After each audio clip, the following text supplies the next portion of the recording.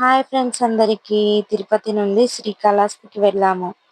శ్రీకాళహస్తిలో morning దర్శనం చేసుకొని అక్కడే టిఫిన్ చేసేసి శ్రీశైలానికి బయలుదేరాము. ఆ డే మొత్తం ఎక్కువగా జర్నీలోనే గడిచిపోయింది. అందుకోసమని ఎక్కువ వీడియోస్ లేవని శ్రీశైలం వీడియో కూడా ఇదే దాంట్లో అప్లోడ్ చేసేస్తున్నాను, చూసేయండి. ఈ వీడియోలో డే 7 ఉంటుంది. శ్రీకాళహస్తి నుండి 12 కల్లా బయలుదేరితే శ్రీశైలం దగ్గరికి రావాలంటే 5:30 అలా అయింది. శ్రీశైలం ఘాట్స్ లోపలికి 6 తర్వాత అలా ఉండదంట. మేము వెళ్ళాలంటే ఎక్కడ లేట్ అయిపోతుందని భయపడుతూ వెళ్ళాం, కానీ 6 లోపే అక్కడికి చేరుకున్నాము. ఆ ఘాట్స్ మధ్యలో నుంచి బస్సు వెళ్తుండగా బయట లొకేషన్స్ చూస్తే చాలా బాగా అనిపించింది. మేము వెళ్ళాలంటే 6 దాటిపోయి చీకటిగా అయిపోయింది. వీడియోస్ ఏం షూట్ చేయలేకపోయాము. ఆ రోజు నైట్ శ్రీశైలంలోనే స్టే చేసి నెక్స్ట్ డే మార్నింగ్ దర్శనానికి వెళ్ళాము.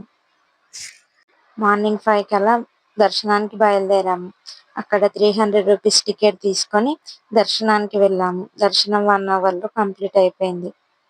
అక్కడ మల్లికార్జున స్వామి దర్శనం అయిన తర్వాత పక్కన అమ్మవారి టెంపుల్ కూడా ఉంటే అక్కడ అమ్మవారి దర్శనం చేసుకున్నాము. మేము వరలక్ష్మి వ్రతం రోజు శ్రీశైలంలో ఉన్నాము, ఆగస్టు 8కి. వరలక్ష్మి వ్రతం రోజు అనుకోకుండా అమ్మవారి దర్శనం జరగడం చాలా హ్యాపీగా అనిపించింది అందరికీ. దర్శనం అయిన తర్వాత లడ్డూలు తీసుకొని అక్కడే టిఫిన్ చేసేసి అక్కడి నుండి పాతాళగంగకి వెళ్ళాము. అక్కడికి వెళ్ళిన తర్వాత లొకేషన్ చూస్తే అదిరిపోయింది. అంత బాగుండే లొకేషన్. అక్కడే నిల్చొని 15 మినిట్స్ ఫొటోస్ దిగాము. పాతాళగంగకి కిందికి దిగడానికి మెట్ల నుండి వెళ్ళొచ్చు, రోప్ వే ఉండే. మేము మెట్ల నుంచి నడిచి వెళ్ళాలంటే 300 స్టెప్స్ ఉంటాయని రోప్ వే నుండి కిందికి దిగాము. ఒక్కరికి 80 రూపీస్ ఛార్జ్ చేశారు. మేమందరం కూడా రోప్ వే ద్వారానే కిందికి దిగాము. వాటిని చూస్తే కిందికి దిగేటప్పుడు భయం వేస్తుంది అనుకున్నాం, కానీ ఎక్కి కూర్చున్న తర్వాత భయం లేకుండా చాలా నెమ్మదిగా తీసుకెళ్లారు. చాలా బాగా అనిపించింది. పాతాళగంగకి వెళ్ళాలంటే 300 స్టెప్స్ ఉంటాయి. చిన్నని పట్టుకొని దిగాలి, మళ్ళీ ఎక్కాలంటే చాలా కష్టం అవుతుంది. వెళ్ళను అనుకొని బస్సులోనే కూర్చుందాం అనుకున్నాం, కానీ అక్కడ వెళ్ళి చూస్తే రోప్ వే ఉండే. దాన్ని అంటే చాలా హ్యాపీగా అనిపించింది, అందులో వెళ్ళిపోవచ్చని. అందరం కలిసి వెళ్తేనే బాగా అనిపిస్తుందని అందరం కూడా రోప్ వేలోనే వెళ్ళాము. అందరం కూడా ఎప్పుడు రోప్ వేలో వెళ్ళలే కదా, ఫస్ట్ టైం ఎక్స్పీరియన్స్ అవుతుందని అందరం కలిసి అందులోనే కిందికి వెళ్ళాము. మా చిన్నోడు కూడా వాటిని చూస్తూ చాలా ఎంజాయ్ చేశాడు. అక్కడ బోటింగ్ కూడా అవైలబుల్లో ఉండే. బోటింగ్ 10 o'clock ఓపెన్ చేస్తారంట. మేము 9 కలా వెళ్ళాం. మళ్ళీ 1 అవర్ వేస్ట్ చేస్తే టైం వేస్ట్ అవుతుందని బోటింగ్ కోసం ఆగకుండా వచ్చేసాం. బోటింగ్ ద్వారా వెళ్ళిన వారికి అక్కడ ఇంకా గుహలు ఇంకేవో ఉంటే చూపెట్టుకొని తీసుకొని వస్తారంట. ఒక్కరికి టికెట్ 600 ఉండే.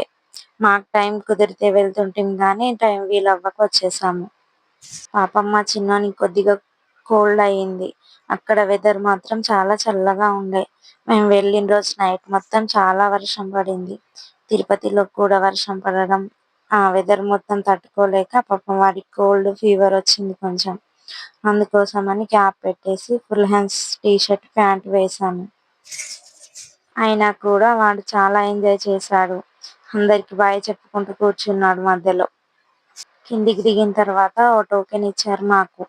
పాతాళగంగలో పూజ చేసుకొని మళ్ళీ ఆ టోకెన్ చూపిస్తే రోప్ వే ద్వారానే పైనకి తీసుకెళ్లి వదిలేస్తారంట. కిందికి దిగిన తర్వాత అక్కడ కొంచెం సేపు వెయిట్ చేసిన తర్వాత మమ్మల్ని పంపించారు బయటకి. అక్కడ కొన్ని ఫొటోస్ వీడియోస్ తీసుకున్నాము. ఫ్యామిలీ ఫొటోస్ కూడా అక్కడనే తీసుకున్నాము అందరం కలిసి. అక్కడ నుండి కాస్త కిందికి దిగి ముందుకెళ్తే పాతాళగంగ వచ్చేసింది. అక్కడ పూజకు కావాల్సినవన్నీ తీసుకొని అక్కడ నుండి అందరం వాటర్ దగ్గరికి వెళ్ళి కాళ్ళు చేతులు కడుక్కొని తలపై వాటర్ చల్లుకున్నాం అందరం. మమ్మల్ని చూసి మా చిన్నోడు కూడా వాటర్లోకి వస్తానని ఏడ్చాడు, కానీ వాడికి అప్పటికే కోల్డ్ ఉంది. ఇంకా చల్లటి వాటర్లో దిగితే ఇంకా ఎక్కువ కోల్డ్ అవుతుందని వాటికి రానివ్వలేదు. ఆ తర్వాత అక్కడ పూజ చేసుకొని కొన్ని ఫొటోస్ తీసుకున్నాము. ఆ వాటర్లో అవేం ఫిషెస్ కానీ చాలా పొడవుగా ఉండే, గుంపులు గుంపులుగా వెళ్తున్నాయి. వాటిని చూసి ఫస్ట్ పాములేమో అనుకొని భయపడ్డాం, కానీ ఆ తర్వాత చూస్తే అవి ఏదో రకమైన చేపలే. నేను మాత్రం ఫస్ట్ టైం చూడడం వాటిని. పూజ చేసుకున్న తర్వాత మళ్ళీ రోప్‌వే నుండి పైనకొచ్చేసాము. మళ్ళీ అందరం కలిసి బస్‌లో బయలుదేరాము. సాక్షి గణపతి దగ్గర నుంచే వెళ్ళాం కానీ దర్శనం చేసుకోవడం కుదరలేదు. కొంచెం ముందుకెళ్ళిన తర్వాత పాలధార, పంచదార దగ్గర బస్ ఆపి వండుకొని తిన్నాము. అక్కడ వాటర్ ఫాల్స్ మాత్రం చాలా బాగా అనిపించింది. అక్కడ కూడా బాగా ఎంజాయ్ చేశాము. వాటన్నిటిని నెక్స్ట్ వీడియోలో పోస్ట్ చేస్తాను. వీడియో నచ్చితే లైక్ చేసి సబ్స్క్రైబ్ చేసుకోండి. Thank you.